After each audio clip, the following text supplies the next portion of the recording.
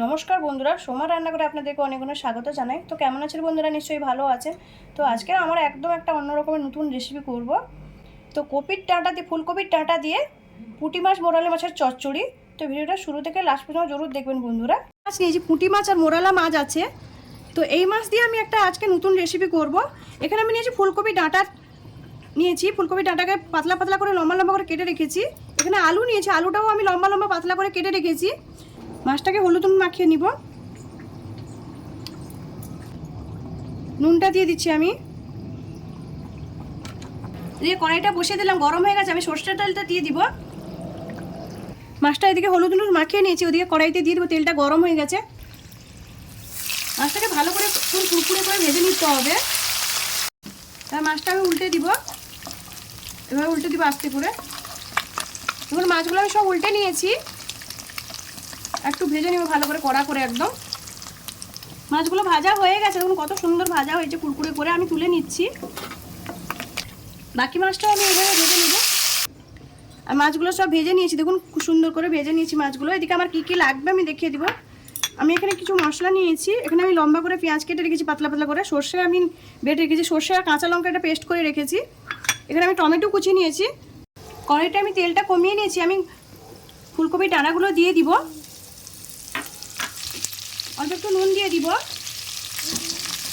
দেখো হালকা করে একটু নেড়ে নিব ভালো করে, একটু ভালো করে ভাজা করে এগুলো একটু সেদ্ধ হতে টাইম লাগে। তো এইভাবে একটু ভেজে ভালো করে সেদ্ধ করে নিব। এবার আমি 5 মিনিট ঢাকাটা দিয়ে দিচ্ছি। এইভাবে 5 মিনিট ঢাকাটা দিয়ে দিলে ঢাকাটা খুলে নিচ্ছি আমি। তো একটু নেড়ে দিব এইভাবে। এখানে আমি কেটে রাখা আলুটা এবার দিয়ে দিব। আলুটা দিয়েও সঙ্গে করে ভেজে নিব একসঙ্গে, আলুটা আর ডাঁটাটা। এবার আবার আমি 5 মিনিট ঢাকা দিয়ে দিচ্ছি এইভাবে। 5 মিনিট হয়ে গেছে, আমি ঢাকাটা খুলে নিচ্ছি। সবজিগুলো সেদ্ধ হয়েছে আমি দেখবো। দেখুন সবজিগুলো গলে গেছে, সবজিগুলো একদম গলে গেছে। আমি এটাকে তুলে নিচ্ছি সবজিগুলোকে সব। আমি কড়াইয়ের মধ্যে তেল দিয়ে দিচ্ছি। আমি 5 ফোড়ন দিয়ে দিচ্ছি, শুকনো লঙ্কা দিচ্ছি আমি। এটা একটু ভাজা, ভালো করে মশলাটা ভাজা হবে, 5 ফোড়ন লঙ্কাটা। এবার আমি কেটে রাখা লম্বা লম্বা করে পেঁয়াজটা আমি দিয়ে দিলাম। ভালো করে নেড়ে নিব এইভাবে। এবার আমি টমেটোটা দিয়ে দিচ্ছি। পেঁয়াজটা খুব বেশি ভাজা হবে না, হালকা করে ভাজা হবে। টমেটোটা দিয়ে দিলাম। এবার এবার ভালো করে নেড়ে নিব। দেখুন টমেটোগুলো গলে গেছে। সর্ষের পেস্টটা দিয়ে দিব। ঝালের জন্য লাল লঙ্কার গুঁড়োটা দিচ্ছি, একটু ঝাল ঝাল হবে চচ্চড়িটা। হলুদের গুঁড়ো দিচ্ছি আমি। স্বাদ মতো নুনটা দিয়ে দিচ্ছি, নুন অলরেডি দেওয়া আছে, তো অল্প করে নুনটা দিলাম। এটাকে ভালো করে একটু কষিয়ে নিব এইভাবে। কপির ডাঁটা দিয়ে পুঁটি মাছের আর চুনা মাছের চচ্চড়িটা দারুণ খেতে লাগে, একদমই অন্যরকমের রেসিপিটা। তো আপনারা একবার ট্রাই করবেন আমি যেভাবে বানাচ্ছি।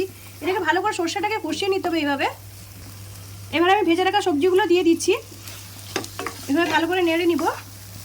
এটাকে ভালো করে আমি নেড়ে নিয়েছি। অল্প করে জল পড়বে এই চচ্চড়িটা, খুব বেশি জল পড়ে না, একদম গায়ে গায়ে হবে এই চচ্চড়িটা। এবার আমি এটাকে 5 মিনিট ঢাকা দিয়ে দিব। 5 মিনিট হয়ে গেছে, ঢাকাটা আমি খুলে নিচ্ছি। এবার আমি মাছটা দিয়ে দিব। মাছটা দিয়ে ভালো করে নেড়ে নিব। এটা একদমই অন্যরকম হয় রান্নাটা। তো এটা হয়ে গেছে, এটাকে আমি নামিয়ে নিচ্ছি। এই মাছগুলো একদম কুরকুরেই থাকবে, এইভাবেই থাকবে, খুব বেশি এটাকে ফোটানো হবে না চচ্চড়িতে। তো এটাকে আমি নামিয়ে নিচ্ছি। এবার উপর থেকে একটু কাঁচা সর্ষের তেল দিয়ে দিব। কাঁচা সর্ষের তেলটা দিলে টেস্টটা অনেক সুন্দর হয়। আমার গরম গরম কপি ডাঁটা দিয়ে পুঁটি মাছ মোরালে মাছের চচ্চড়িটা রেডি হয়ে গেছে।